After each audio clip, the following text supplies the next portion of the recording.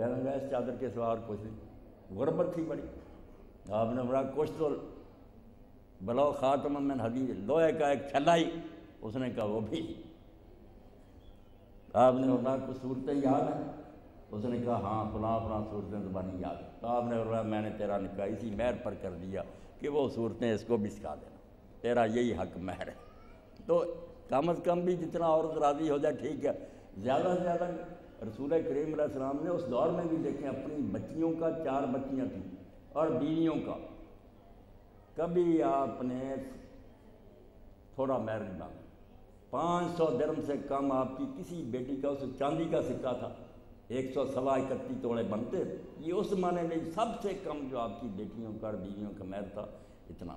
یہ ظلم کرتے ہیں، ثوابتی تو کوئی بات نہیں، جن کو اللہ نے زیادہ دیا وہ ہمت کریں. اب باقی خرچے جو ہے نا یہ بری وغیرہ اور یہ کھانے وغیرہ یہ سارے ہمارے اپنے میل جوڑ کی بات نہیں، یہ دینی نہیں.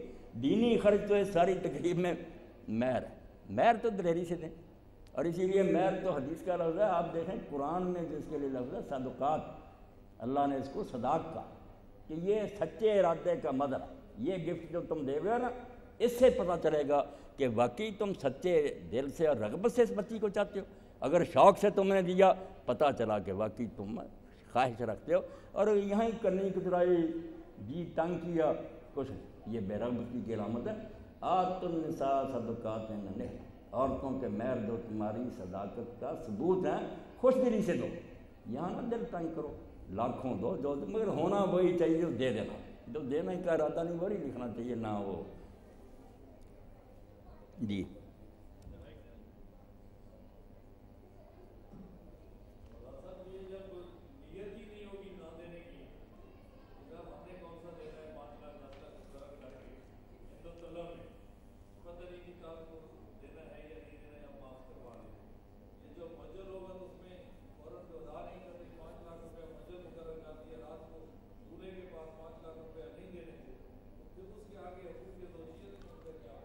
یہ تو بالکل آپ نے صحیح بات کہی. خود حدیث پاک میں آتا کہ جس نے کوئی مہر مقرر کیا اور نیت یہ ہے کہ یہ ادا نہیں کرنا، فَوَزَانٍ، وہ زنا کر رہا. وہ کون سا نکاح؟ یہی تو عوض تھا اس حق کا جو حق زوجیت اس کو مل رہا ہے کہ عورت اپنے آپ کو اس کے حوالے، یہی تو معاوضہ تھا. آپ جیسے کسی سے کوئی چیز خریدیں اس کی قیمت ہی نہ دیں تو وہ حلال کیسے ہوگی؟ تو یہ بہت بری نیت ہے. اتنا ہی مقرر کرو جو دے دینا، بلکہ زیادہ مناسب یہ کہ اسی وقت دے. نہ دینے کا تو سوال پیدا ہی. باقی یہ جو ہے نا معاف کرانے کا طریقہ، یہ بھی اس ظالم معاشرے نے رکھا ہوا کہ لے جاتے ہیں ہاتھ لگوا کر لے آئے، لڑکی نے معاف کر لیا. ظالموں، ساری زندگی میں یہ ایک چیز اس کو ملی ہے شریعت کی طرف سے، وہ بھی تم نے واپس لے لی. کیوں وہ معاف کرے؟ بلکہ طلاق کے موقع پر اللہ نے جو کہا ہے اس کو خیال میں رکھے. اللہ کہتا ہے اگر کسی سے طلاق ہو گئی تو یا تو وہ عورت معاف کرے، یا یہ نکاح کی گرہ جس کے آگے خامد اور یا فالذی بیدہ عقدۃ النکاح، یہ دلیری سے کام لیں کہ مقرر اتنا تھا مگر چلو میرا تیرا نبھا نہیں ہو سکا، خوش دلی سے رخصت ہونا چاہیے. میں نے لاکھ کی بجائے 2 لاکھ تجھے والی. بلکہ اللہ متعون کہتا کہ جیسے بڑی کا جوڑا لے کر آتے ہو نا، قرآن نے کہا ایسا جوڑا بنا کر خوش طریقے سے رخصت کرو کہ نہیں اللہ کو منظور نہیں تھا مگر ہم نے جھوٹ پر رار کے ساتھ جدا نہیں ہونا، جوڑا دو سوٹ. اور اللہ کہتا بجائے اس سے معاف کرانے کی ولا تنسوا الفضل، شرم کر، تو سردار تھا خاندان، تو معافی لے رہا، زیادہ دے تاکہ تیری عزت رہے. سارا کام میرے بھائی الٹی ہو گیا. دین تو نہ ہم پڑھتے ہیں نہ علماء یہ بیان کرتے ہیں، جھگڑے کی باتیں، فرقے، لڑائیاں وہ شروع کر رکھے ہیں، اس لیے دین بیچارہ غریب ہو گیا. باتیں تو یہ ہونی چاہیے کہ معاشرہ جو ہے اس کے لیے حضور نے کیا تعلیم دی کہ دنیا کیسے بسر کرو، یہاں بھی خوشی سے رہو، آخرت میں بھی اللہ خوش ہو. ادھر سے بھی کوئی بھائی پوچھے کوئی بات نہیں، تکلف کی بات نہیں، یہ مولوی ہماری محل نہیں، بالکل سادہ دوستانہ ماحول ہے، جو جی چاہے آپ پوچھے، خوشی ہوگی.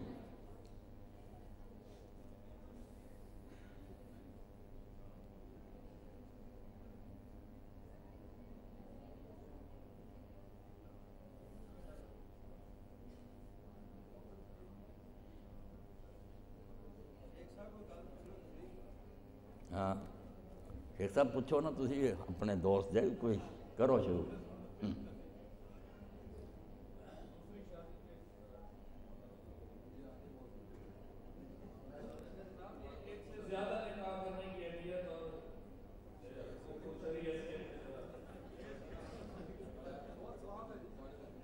یہ سوال بھی ہے نا، اس دور میں تو یہ بہت دہرایا جاتا نا، ایک طرف دشمن ہیں جو کہتے ہیں کہ اسلام میں پودے جامی ہے، کئی عورتوں کی اجازت ہے، دوسری طرف یہ ہمارے عیاش لوگ ہیں جو کہتے ہیں سرے سے چھٹی ہونی چاہیے، جو جی چاہیں کریں۔ زیادہ شادیاں اگر کوئی اچھا کام ہوتا نا، آپ ذرا اس سے اندازہ کر رہے ہیں کہ حضرت فاطمہ رضی اللہ عنہ کی موجودگی میں حضرت علی رضی اللہ عنہ نے نکاح کا ارادہ کیا۔ ابو جہل جو سردار تھا وہ کافر مرا، مگر اکرمہ تو مسلمان ہو گئے تھے، اس کی بہن تھی اکرمہ کی ابو جہل کی بیٹی، وہ مسلمان ہو گئی تھی، وہ بنو مخزوم بھی راضی ہو گئے، حضرت علی کا بھی ارادہ ہو گیا۔ حضرت فاطمہ کو جب یہ سنگن ملی، انہوں نے جا کے رسول اللہ سے ذکر کیا کہ آپ کو اپنی بچیوں کی کوئی فکر ہی نہیں، علی نکاح دوسرا کرنا چاہتا۔ تو ہر شخص جانتا ہے کہ رسول اللہ نے خطبہ دیا، آپ نے کہا میں حلال کو حرام نہیں کر سکتا، حرام کو حلال نہیں کر سکتا، جو حلال ہے حلال ہی ہے۔ مگر علی صاحب سن لے کہ ایک گھر میں اللہ کے رسول کی بیٹی اور اللہ کے دشمن کی بیٹی کا نکاح نہیں ہو سکتا، مسلمان ہو جانا لگ گئے، پرانی باتیں بھول جائیں گی، بس حضرت علی کے لیے اتنا ہی کافی۔ فاطمہ کی زندگی میں پھر کسی دوسرے نکاح کا نہیں سوچا، بعد میں کیے۔ اس سے پتہ چلا کہ اگر یہ عام اتنا اچھا کام ہوتا، حضور اپنی بچی کے لیے اتنا فکر مند کیوں ہو، سوکر برداشت نہیں کی۔ تو یہ لوگوں نے دین کو بدنام کر دیا کہ بس نکاح کرتے جاؤ، اور ایک آیت کا غلط استعمال کر دیا کہ سورہ نساء میں آتا ہے کہ 2 بیویاں کرو، 3 کرو، وہ تو کنڈیشنل ہے، اس کے ساتھ شرط ہے پہلے، کھلی چھٹی نہیں۔ پہلے اللہ نے کہا فَإِنْ خِفْتُمْ أَلَّا تُقْسِطُوا فِي الْيَتَامَىٰ، کہ یہ جو میدان عہد میں 70 شہید ہو گئے، ان کی بیوائیں رہ گئی ہیں، یتیم رہ گئے ہیں، اگر ان یتیموں کا ویسے مسئلہ نہیں حل ہوتا تو ان کی ماؤں سے 2 3 سے نکاح کر لو، ان کے ساتھ ہی یتیم بچے آ جائیں گے، ان کی پرورش کا سامان ہو جائے، کفالت کا اللہ نے بندوبست کے صاف فکر آئیے۔ یہ نہیں کہ نکاح کرو کھلی چھٹی، وہاں کہ اگر یتیموں کے ساتھ ویسے نہیں تم انصاف کر سکتے کہ یہ ہمارے کیا لگتے تھے، ان کی ماؤں سے نکاح کرو۔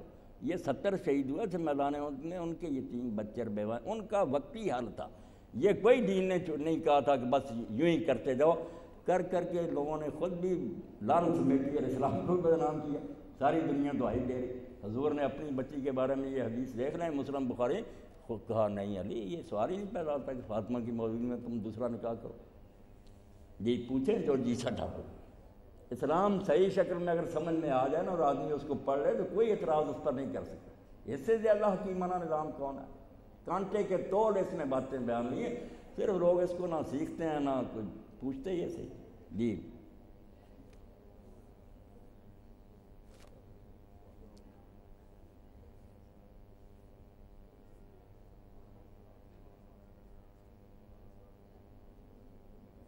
سوال جو ہے نا میں نے سن لیا، یہ ایسے سوالوں کو میرے بھائی کہتے ہیں سیلف کنٹراڈکٹری، سوال میں ہی اس کا جواب چھپا ہوا کہ جب اللہ تعالیٰ قادر مطلق اور کہنا کہ ایسا پتھر جو نہ اٹھا سکے، یہ تو پھر میرے بھائی کوئی چیز ہو ہی نہیں سکتی، جس کو اللہ نہیں اٹھا سکتا وہ چیز ہی نہیں ہوگی۔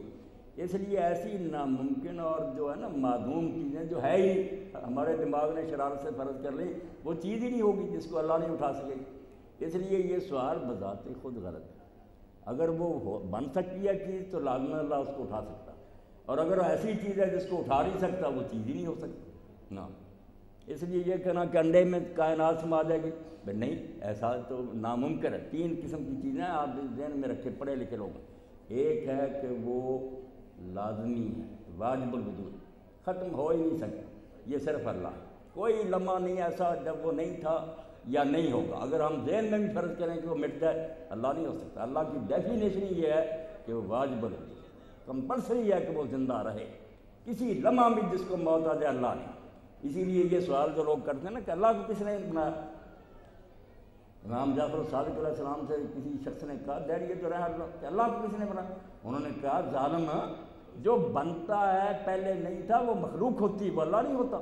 اللہ کا تو معنی ہی ہے کہ وہ کبھی ایسا معنی ہی نہیں آیا کہ وہ نہیں تھا، اس لیے تو بتا کہ اللہ کب نہیں تھا کہ وہ کب سے بنا۔ ایک تو یہ بات کہ واجب الوجود جو ہوگا نا وہ کوئی نہیں ایسا ہوگا کہ مٹ سکے، دوسرا ہوگا یہ محال، اس کو کہتے ہیں محال، ہو ہی نہیں سکتی وہ چیز، وہ فرضی بات، خواب شرارت سے سوچ رہے ہیں، وہ ہے ہی نہیں چیز کہ آپ کا ایک ہی وقت میں وہ زندہ بھی ہو مردہ بھی ہو، یہ ناممکن بات ہے، یہ ہو ہی نہیں سکتی۔ اس لیے محال کا سوال نہیں کر سکتے کہ اللہ وہ چیز ہی نہیں کہ زندہ بھی ہو مردہ بھی ہو۔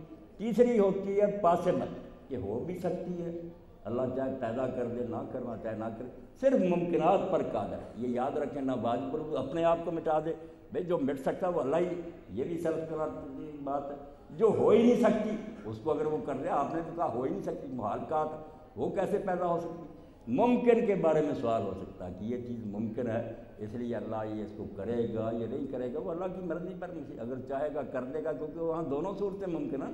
یہ تین کیٹیگریاں فلسفہ کی روح سے، ایک واجب وہ تو مٹ ہی نہیں سکتی، ایک محال ہو ہی نہیں سکتی، ایک ممکن وہ ہو بھی سکتی ہے نہیں بھی ہو سکتی، وہاں اللہ کی قدرت چلتی ہے، جس کو چاہتا بنا دیتا، جس کو نہیں چاہتا نہیں کرتا۔ ناممکن چیزوں وہ ہم خام خواہ فرض کرتے ہیں، وہ چیز ہوتی ہی نہیں، کوئی بالکل کوئی ایسی چیز نہیں ہوتی کہ پیدا بھی ہوئی اور پھر اللہ اس کو اٹھا نہ سکے، یہ غلط بات، اگر وہ اللہ کی بنائی ہوئی ہوگی اس کو اٹھا سکے گی، جو اس سے اٹھائی نہیں جاتی وہ چیز ہی نہیں، وہ آپ نے خواہ خواہ شرارتاً سوچی ہے، کوئی ایسی چیز نہیں ہے۔ تو محال، واجب اور ممکن یہ تینوں الگ الگ رکھیں گے۔ ممکن کے بارے میں سوال کریں، جو ہو سکتا ہے وہ ضرور اللہ کر سکتا ہے، جو چیز ہو ہی نہیں سکتی وہ چیز ہی نہیں، محال کہتے ہیں اس کو، ایسے لیے آپ کہیں اسی وقت میں روشنی بھی ہوئے اسی وقت اندھیرا، یہ چیز عقل اس کو فرض ہی نہیں کرتی، یہ اجتماع سے دین ہے کہ دو اپوزٹ چیزیں ایک وقت میں جمع ہو جائیں، نہیں ہو سکتی، یہ اللہ نے کیا کرنا ہے ہی نہیں وہ چیز۔ جی ماشاء اللہ آپ سب لوگ پڑھے لکھے ہیں، پوچھیں جو پوچھنا۔